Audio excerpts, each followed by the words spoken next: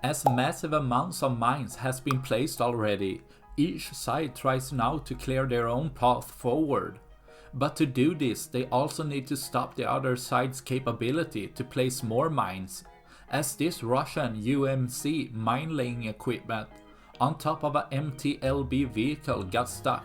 This Ukrainian drone made sure Russia wouldn't be able to recover the equipment, as the lower armored vehicle could get destroyed by a single munition. It carried out 3 drops to make sure everything got destroyed.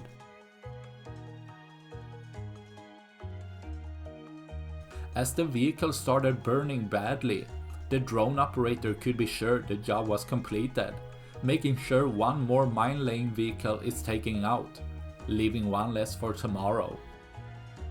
That's all I had for this video. Please like and subscribe for more. Thanks for watching. Bye.